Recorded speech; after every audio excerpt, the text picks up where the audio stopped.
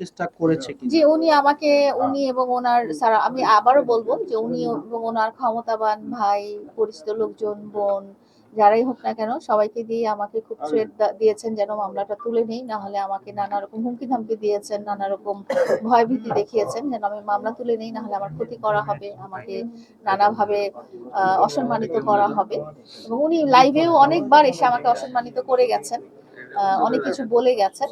তো এই এই এই রিলেটেড কথাই আসলে শেষ পর্যন্ত বলা হয়েছে তার সাথে আমার। তো সেখান থেকে আমি একটু কথা যদি বলি, মামুন বলেছিল 101টা লায়লা তৈরি করে দেখাই দিবে। তো আপনি সেই দৃষ্টিকোণ থেকে আমি বলবো যে ওই যে ওর মতো 101টা মামুন আপনি কি তৈরি করে দেখাতে পারবেন না, যে এই যে ওর মতো? আমি আমি আসলে কখনো এই ধরনের কোনো কম্পিটিশনে যেতে চাই না। মামুন যেটা করবে সেটা যে আমাকে করে করে দেখাতেই হবে এরকম কোনো কথা নেই। মামুনের ক্যাপাবিলিটি যেরকম সেই অনুযায়ী সে কাজ করবে। আমি আমার আদর্শ বা আমার এথিক্স নিয়ে আমি চলবো। আচ্ছা, বরাবরের মতো মামুনের প্রতি কি বার্তা রয়েছে? মামুনের প্রতি বার্তা রয়েছে যে এটাকে তুমি প্রতিশোধমূলক কোনো ব্যাপার ধরে নিও না। তোমাকে আমি সবসময় বলেছি, তুমি যদি সবার সামনে এসে তুমি তোমার ভুলটা স্বীকার করতে এবং বলতে যে প্রতিজ্ঞা করতে যে তুমি কারোর সাথেই আর কখনো এই ধরনের আচরণ করবে না যেটা আমার সাথে তুমি করে এসেছো।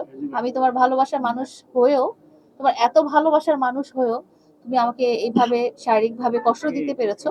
তো তুমি এই জিনিসটা যদি সবার সামনে প্রতিজ্ঞা করো যে এটা তুমি আর কখনোই করবে না, তাহলে হয়তো আজকে দিনটা অন্যরকম হতো। কিন্তু সেটা সে করতে রাজি হয়নি। সে তার ইগো নিয়েই ছিল এবং সে রাজি হয়নি। সে বরং উল্টা আমাকে অনেক কি বলে এটাকে, থ্রেট দিয়েছে যে তুমি এটা তুলে নাও, না হলে ঠিক হবে না, ভালো হবে না। মানে আপনি বলতে চাচ্ছেন মামুন সরি বললে আপনি মামলা তুলে নেবেন? মামুন, মামুনের জন্য টাইম ছিল, এতদিন কিন্তু টাইম ছিল। মামলাটা হয়েছিল 2023 সালে, আজকে 2025 সাল। এর মধ্যে অনেকবারই আমি আপনাদের মাধ্যমেই বলেছি যে মামুন তো আমার ভালোবাসার মানুষ। সে তার মধ্যে যদি রিয়েলাইজেশন আসে এবং সে যদি নিজের মধ্যে আল্লাহ যদি তাকে হেদায়েত দান করেন যে না, সে খারাপ পথ থেকে ভালো পথে ফিরে আসবে, তাহলে অবশ্যই তো আমি তার কখনো কোনো শুধরানোর ব্যাপারে বা শাস্তির ব্যাপারে আমি কখনোই তো আগ্রহী হতাম না। ওকে।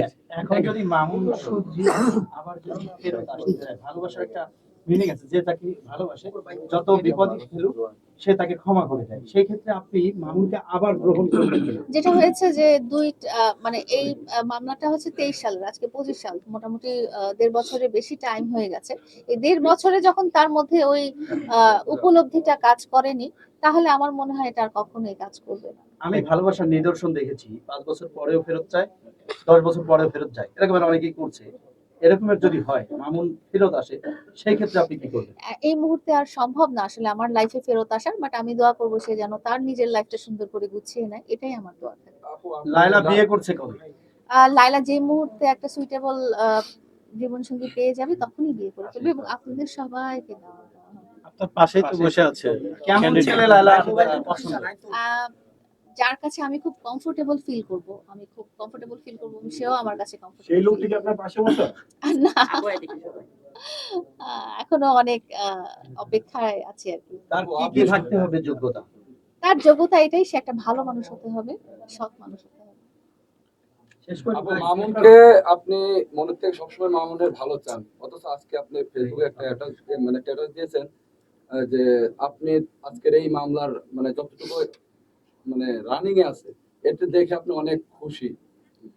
আমি স্ট্যাটাস দিয়েছি যে আল্লাহ তাআলা নিশ্চয়ই ন্যায় বিচার করেন। জি। হ্যাঁ, এই স্ট্যাটাসটা দিয়েছি এবং আমি আমি এই ইয়েতেই ছিলাম যে আমি যদি দুনিয়াতে কখনো ন্যায় বিচার নাও পেয়ে থাকতাম, তাহলে হয়তো পরকালে আল্লাহ তাআলা আমাকে ন্যায় বিচার থেকে বঞ্চিত করতো না। কারণ আপনারা সবাই জানেন, আমি দেখেছি আরিফ ভাই ছিলেন, মিঠুন ভাই ছিলেন, সবাই কিন্তু আমাকে লাইভ দেখেছেন পরের দিনই মানে কি ওই দিনই, মানে রাত 12টার সময় তো আমার সাথে ওরকম ঘটনা হয়েছে। ভাইয়ারা সকালেই চলে এসেছিলেন, একদম সকালে। হ্যাঁ, মিঠুন ভাইয়া আমার সাথে হসপিটালও